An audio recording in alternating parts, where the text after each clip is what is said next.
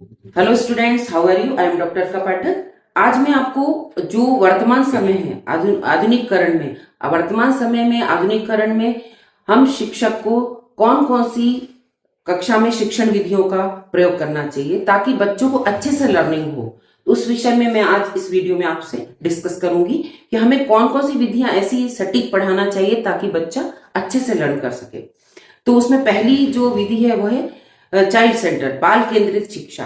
यानी बच्चों को ध्यान में रखते हुए हमको टीचिंग करना चाहिए कि बच्चों का इंटरेस्ट, बच्चों की कैपेसिटी, उसको ध्यान में रखते हुए टीचिंग करें। बच्चों को ध्यान में रखते अगर टीचिंग करेंगे तो बच्चों को लर्निंग अच्छे से होगी। फिर नेक्स्ट है इंडक्टिव एंड डिडक्टिव मेथड, आगमनात्मक और निगमात्मक विधि। आगमन और निगमन विधि।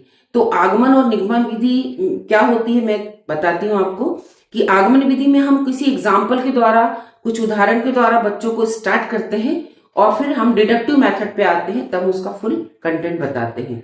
फिर नेक्स्ट है आपकी प्रोजेक्ट विधि, परियोजना विधि। आज के समय में बच्चे लेक्चर मेथड से ऊब महसूस करने लगते हैं, तब हम किसी प्रोजेक्ट के द्वारा, हम टीम वर्क को हम एक प्रोजेक्ट दें, प्रोजेक्ट बनाकर बच्चे टीचिंग से रिलेटेड हो सकता है, आपके कंटेंट से रिलेटेड हो सकता है, ऐसा हम प्रोजेक्ट बच्चों को दें ताकि उस के द्वारा बच्चे लर्न कर सके, तो बच्चों को इंटरेस्ट भी आएगा और बच्चे सीख भी जाएंगे। देन है खेल खेल के द्वारा।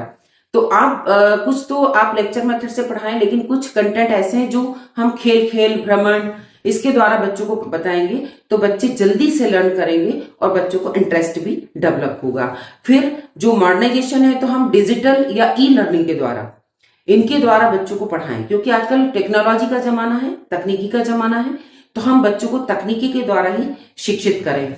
तो हम डिजिटल या ई लर्निंग के, आपने देखा होगा आजकल सभी स्कूलों में ई लर्निंग क्लासेस होती है, तो हम उसके द्वारा बच्चों को टीचिंग करें। फिर नेक्स्ट है अनुभव के द्वारा, अनुभवात्मक अधिगम। अनुभव के द्वारा जो अनुभव करें बच्चे, जो सीखें, सीखने के बाद अनुभव करें, अनुभव के द्वारा हम उनको सिखाएं। फिर नेक्स्ट है मिश्रित विधि।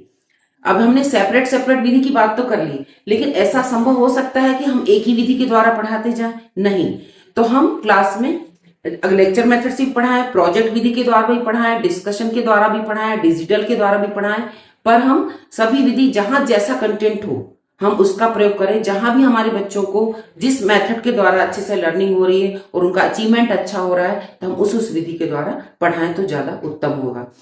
आज मैंने आपको वर्तमान समय में आधुनिकीकरण है, इसलिए कौन कौन सी विधियों का प्रयोग क्लास में करना चाहिए इसके बारे में चर्चा करी। आज के लिए इतना ही। Thank you so much.